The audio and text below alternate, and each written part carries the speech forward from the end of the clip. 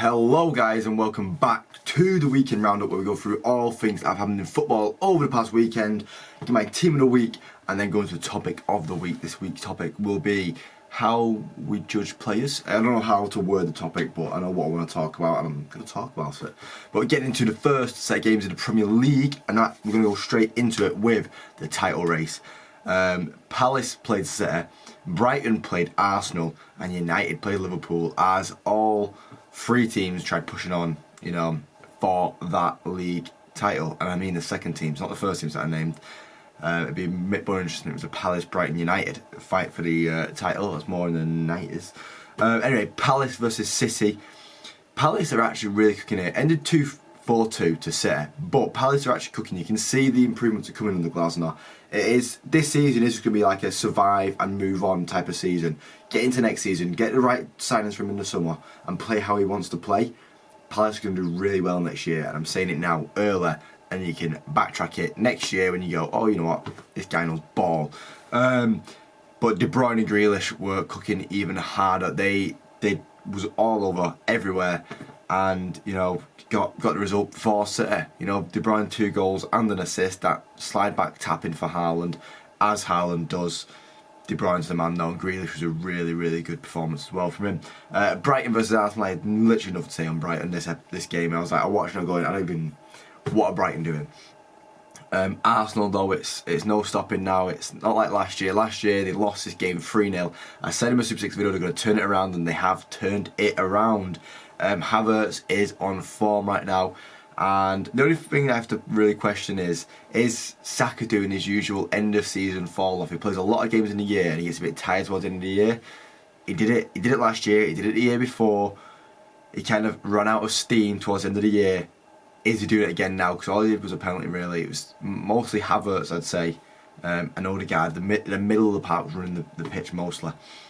United 2 and Liverpool 2. This was an exciting game. I had a really good seat for it as well. I was like, from that Bruno goal, I did start with that Bruno goal. What a goal from halfway line. I was like direct, just saw him smack it.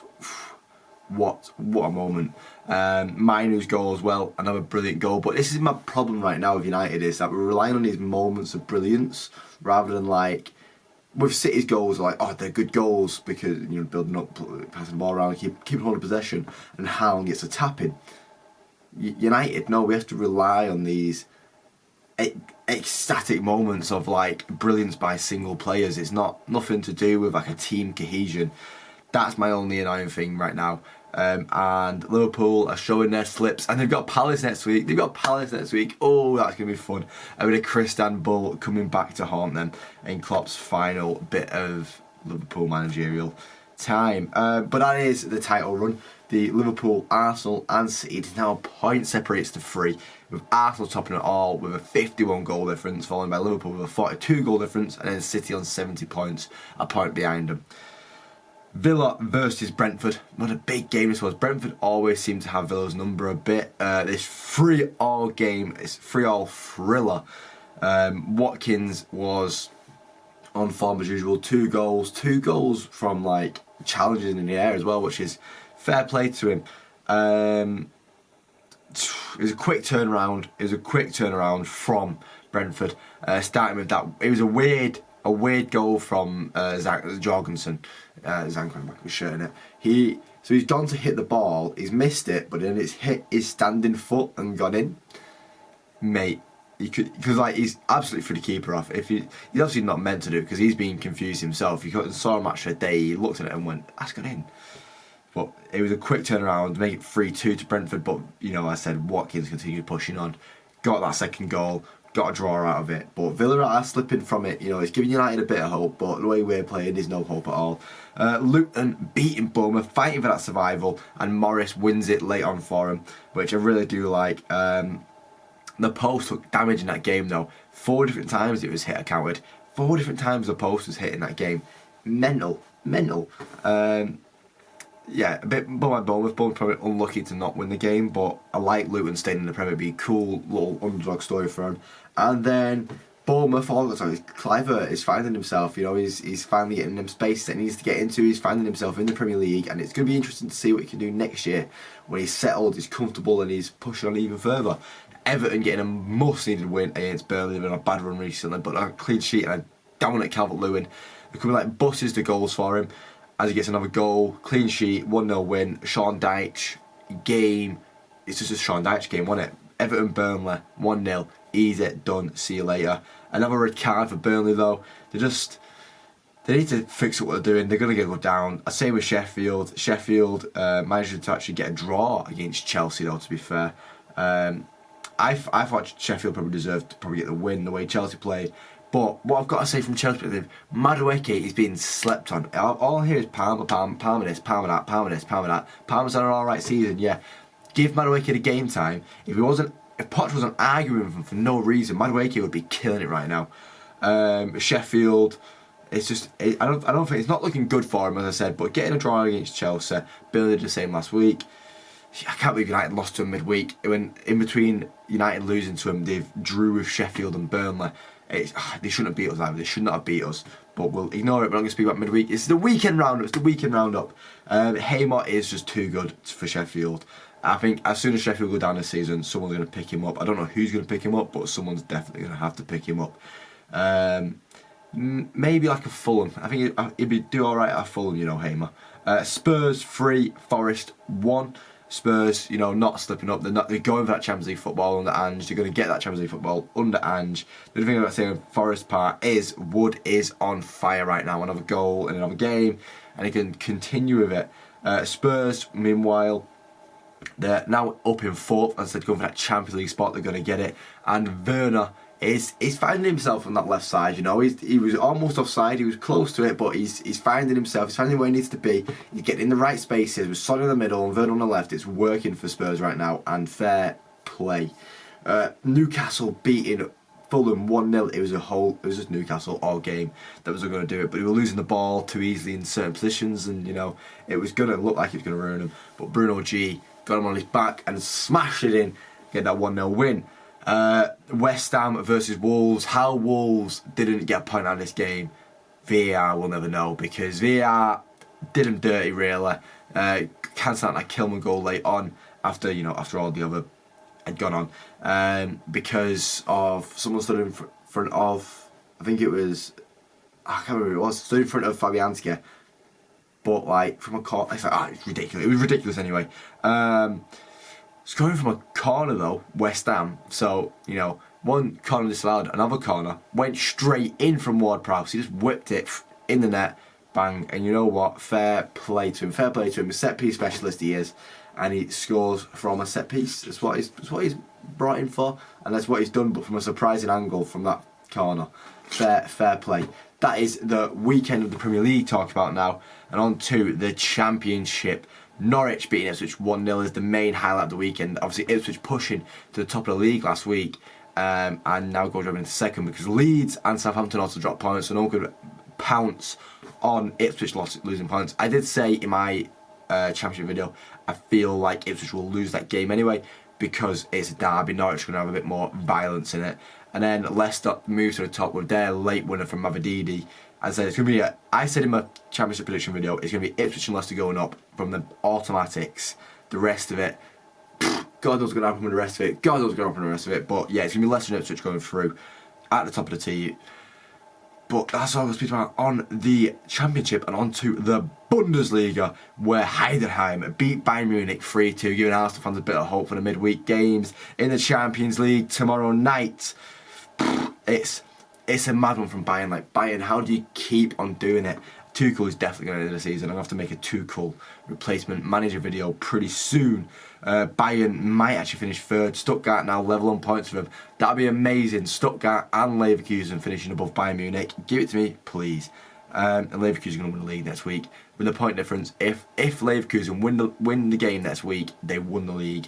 Let's go for it. Let's see Leverkusen give a good performance in the Europa League this week, and then go on to do an unbeaten season in the Bundesliga. La Liga, no games. And that questions like, the Champions League rest here for these La Liga teams, and these 3 teams in La Liga going into Champions League this week, and a few going into it in the Europa League too. I can't remember how many in Europa League, but in Conference League and stuff like that. But it is growing a question like, why can't the Prem do this for the Premier League teams that are in the champion? I guess it's already scheduled dead tight, but you can also tighten the schedule towards towards like December and January. Like, oh, we need a winter rest. Why do you need a winter rest? There's nothing going on in winter.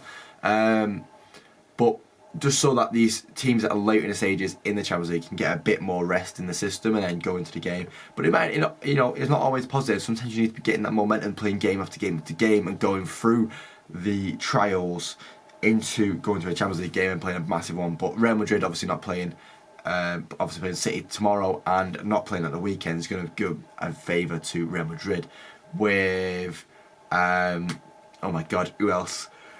Barcelona playing PSG. Oh, having a rest. And I need a rest, that yawn, bloody hell. And then Atletico playing Dortmund, having a rest before the game. Serie A, Napoli, showed the strength of a 4-2 win, and Roma beat Lazio in that Rome derby at the boat stadium to share. I think Lazio under the radar from what they do, really, but Roma beating them 1-0 and pushing up the table. Napoli pushing up the table, that 4-2 win against Monza. It's nothing great against Monza, but it is what it is. It's a win for Napoli. They've been a bit iffy all season since losing Spalletti. Inter don't play tonight, so there's no big, massive match to talk about because Inter don't play tonight. AC Milan won 3-0, but let's go into League time. And Brest beat Metz 4-3. What a game that would have been. 4-3. Brest continuing to push onto them Champions League spots, and it's going to be interesting seeing Brest in the Champions League. I'm all here for it. I like seeing new teams in the Champions League. I've said this before, and with the new format next year, it's going to give them a bit of an advantage on getting through to the next stages, which is always good for them. PSG, start to slip, but they're always going to win the league with the team that they have. PSG leave it late in a 1-1 draw with Clermont. Fair play indeed to Clermont getting a result there at the Parc des Princes. On to my team of the week. And team of the week, I've gone with Pickford and net, keeping a clean sheet, a vital clean sheet. I know it's only against Burnley, but it's a vital clean sheet from Pickford in there. The back three of Gabriel, I thought he had a really good game against Brighton, and I'm number one Gabriel hater, so getting in his team shows how much of a good game he had. Van der Ven, scoring an absolute belter. And then Dalot, I thought he had, I didn't see it twice, but I thought he had a really good game again against Liverpool for the third time this season. Dalot, what a player he is. In the midfield, I said there's no... Oh, sorry, I'm missing a defender there. I'm also putting Reguilon in at left back there in a more 4-3-3. Reguilon, he had 2 assists in that comeback against Villa, and I think it deserves a bit of credit. The way he's been playing at Brentford, I've been picking it up recently, saying he has been getting the crosses in. It's just consistency from him. I think Brentford will want to sign him on a permanent basis the way he's played. Obviously, out of United, but we didn't need him at United. We couldn't do with him now, to be fair, but we got Aaron Ramsey playing left back, and he's doing an alright job there, apart from giving away the penalty yesterday. And then in midfield, we've got Havertz, Bruno Guimaraes, and KDB. As I said, all played really well games, all dragged their teams on their back this week in must-win games for the teams. Got to get in the team. And then front three, Watkins, I said, he had 2 goals and got him that point right at the end. Morris getting him a vital 3 points for Luton. He needs to get in this team. And then Jack E. Grealish having a really good game against Palace there. After being out of squad for quite a while on a regular basis, coming back in and putting a performance like that in, gets in the team straight away. And now on to the topic of the week. And I said it's about judging. It's about how we judge players and managers and it's everything to do with football. I think it's a bit annoying how it gets so stat orientated nowadays, and it's where you can make someone seem good through different means, through like how you talk about the stats, through compilations of they can do this. Like everyone talks about the Giroud compilation. When you show your kid a Giroud compilation, they're gonna think this guy was Pele, the way he moves around the pitch. But he also wasn't. He also went half a season without scoring a goal. He went a full match without having a touch. For Christ's sake, these are terrible stats from a player. But as I was saying, you're judging off stats. It's how we judge players. I know a lot of people don't even judge Bruno off anything like that. And this was the annoying thing for me that made me think about this one was people judge Bruno off how he acts on the pitch. And it's like, people go, oh yeah, Bruno's crap. He whines all the time. What are you talking about? What are you actually talking about? This guy is one of the best players in the Premier League right now. Can we not just sit here and appreciate how good of a footballer he actually is, rather than going, oh, he's on the floor too much, oh, he cries too much. He really doesn't. He really doesn't. The amount of times he gets kicked and booted about that pitch, and the referee goes, oh, just get up, because he complains about it. the refs don't give it to him anymore. And I find it ridiculous. I find it ridiculous that the referee can think like that, but we move on from that. It's also judging how managers act and stuff like that. It's you know, talking about this Klopp legacy leaving, but it's like, what legacy is left? He's had a really good time at Liverpool, yeah, he's put in some really good performances, but, you know, and he's won one of everything. He's won one of everything. And the acting, people going, oh, it's Klopp farewell tour, the Premier League going to be backing it. Why would the Premier League back it? He's not like a Premier League, you know, he's a pretty good manager of our time, but he's not an all-time great. He's not up there with Mourinho, he's not up there with Wenger, he's not up there with Fergie, and he's not up there with Guardiola. These are still on another level to him. I know he's the longest serving in the Prem right now, but you know, it's 2 6th-place finishes, a 4th-place finish in there, 1 1st-place finish, fair play. A couple 2nd-place finishes in a title race with City losing on the last day of the season. Very unlucky both times there. But I don't feel like this season is going to get to the end of the season. I think it's going to get to the end of the season between City and Arsenal, but not between Liverpool. I think Liverpool are going to drop off, or start drop off now. You saw yesterday that I think the gas is running low in that team. They've played a lot of games this year. They played the most games because they went to the final of the Carabao Cup. They've only just been knocked out of the FA Cup and no one's played that next game yet. They've played a lot in the Europa League. They're going to be out of steam very soon, that Liverpool team, and it's going to affect how they're going to end the season. I don't think they're going to pass through in the Europa League past Marseille, and I do not think they're going to go to the end of the season in the Premier League. You know, they could prove me wrong. I didn't think they were going to win the league at the start of the season. They could still prove me wrong on that. I really hope they don't. I said it last night, yesterday at the game. And if it gets to it, at the end of the season, Arsenal need to beat us, second game of the season. I hope they beat us. I hope they do. Because it means City aren't winning the league, it means Liverpool aren't winning the league. And that is a positive for me, in a way. We'll take the positives, because I don't think we're going to get Champions League anyway. So I'm not bothered about us winning the game, trying to get Champions League. I'd be happy with a season out of Europe where we reset and figure out what's going on in our heads and what we need to do as a team to work better rather than relying on these individual moments. And that's what I'm saying as well. I think people don't judge that as well. I don't know, it's like there's a lot of experience in here where I see it with Man United, the way people judge Man United players, and I don't know if I'm just biased towards it. People judge Wan-Bissaka and say, oh, he's crap on the ball. Wan-Bissaka's not bad on the ball. Wan-Bissaka's bad at crossing the ball and getting the ball into the box. But these quick 1-2s that he gets up the field with work very well. You know, he knows where the player's going to be when he makes the pass, and that's something that's vital in any sort of team. It's just that final product which we all struggle with. You know, Garnacho never gets the ball crossed in right. Anthony never gets the ball crossed in right. Rashford never gets the ball crossed in right. So why would you do a right back whose best quality is his defensive work on his crossing ability? I find it ridiculous. Ridiculous that would ever be judged on that.